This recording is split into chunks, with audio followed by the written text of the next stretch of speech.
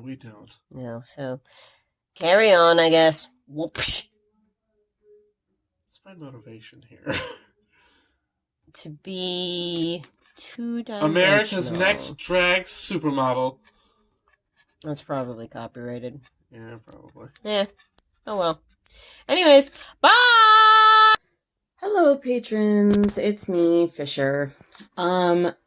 Today I'm going to be talking to you about some of the Try-Ceratops props that were used in one of Scotty's more recent YouTube videos. Obviously, Try-Ceratops doesn't exist. So everything, all of the props and things, the figurine, the poster, the coloring book, all of that, the stuffed animal, it all had to be made. So today I'm going to be talking to you about that whole process and showing you some pictures and things of how all of that came together. So here we go. The idea of Try-Ceratops was something that I actually just kind of drew one day. Shea was doing their podcast, Is This Show Good? And I was just kind of in the background doodling, and I came up with this. So this is kind of where it all started. And then, of course, it kind of changed and evolved, but that's where it all began. Then we had to make the figurine, the action figure. And I did want it to be an action figure. I wanted it to have moving parts. So as you can see, I had to sculpt all of them with one of those types of clay that you can just buy at a craft store and you can bake it in your oven at home. So each of the moving parts, which are the head, the arms, the waist, even his wrists, they all have a little nut and bolt inside of them. Now in the case of the head and the waist, it's not really meant to be taken out completely.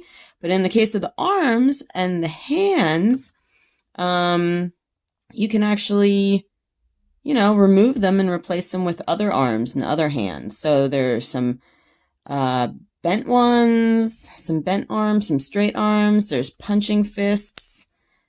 There's karate chopping fists. And then, of course, we have to have a sort of a sexy shot. I was really, really proud of this creation. So I took a lot of stupid pictures like this, but why not? As you can see, he's got one straight arm, one bent one. Here's the one with the shield on it. These are all of my failures. I'd never made an action figure before, and it's a lot of trial and error when doing anything. So these are all of my failures here. I made a little statue with them. Then next came the paint. So Shea and I had already decided on a color scheme. And so I just painted them once they were all baked and done. Then all of it got a clear coat of varnish, like spray varnish, just to make him kind of more shiny, as you can see here.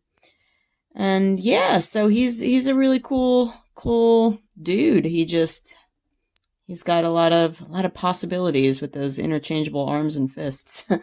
So anyways, next we have the poster. You can see it in Scotty's YouTube video about Try-Ceratops.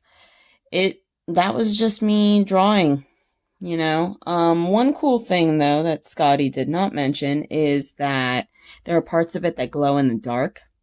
His horns glow in the dark, the stars glow in the dark. So it's actually kind of a cool poster. I really like it a lot.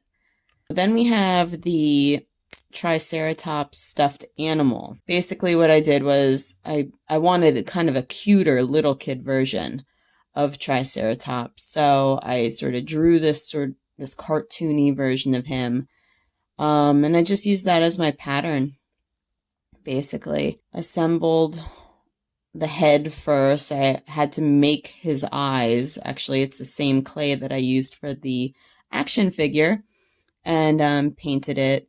wanted him to have these cute little beady eyes. So then I made his chest and arms.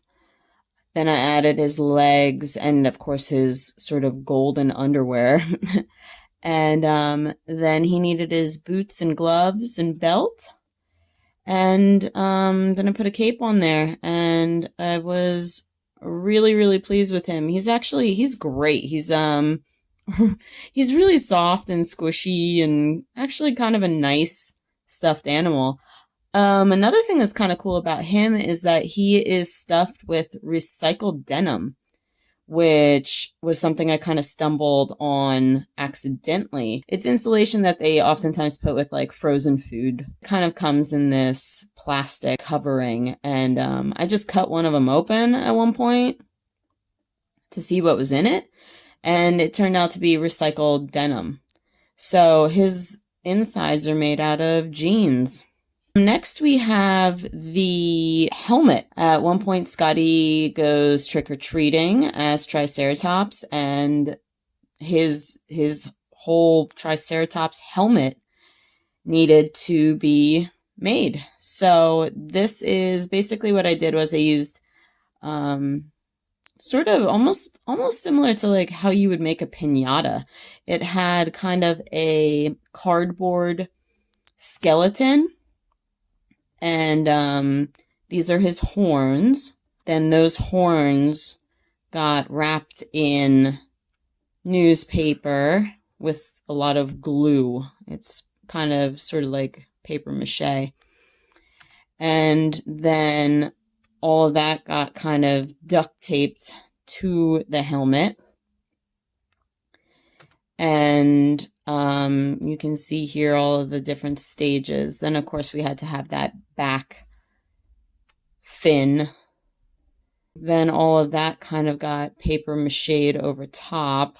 This one took me, I want to say, about a weekend. It really, a lot of it being dry time. But so then all of that got painted. And all the little details added in there. I believe the horns are glow in the dark. Yes, they are. Then it all got varnished, and yeah, but it's just a bicycle helmet with a ton of paper mache and stuff on it. So looks pretty cool. So that is that. Oh, the coloring book. It's I forget. I think it's got maybe like 20 coloring pages and then 20 activity pages.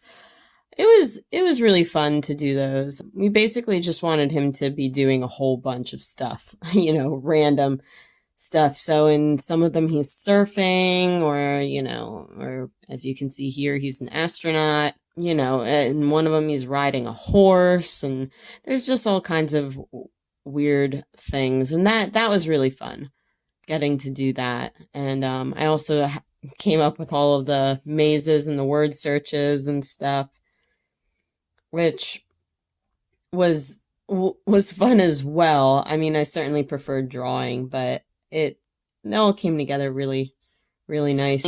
We had to make a whole lot of other things too, like our actual, like the little thingies, the little signs for the intro on the sticks, and our studio space in general, and the sign on the front of the Scotty desk and all of that. We made all of that too, but we'll save that for another time. This time it's just the Try-Ceratops stuff. So thanks for watching.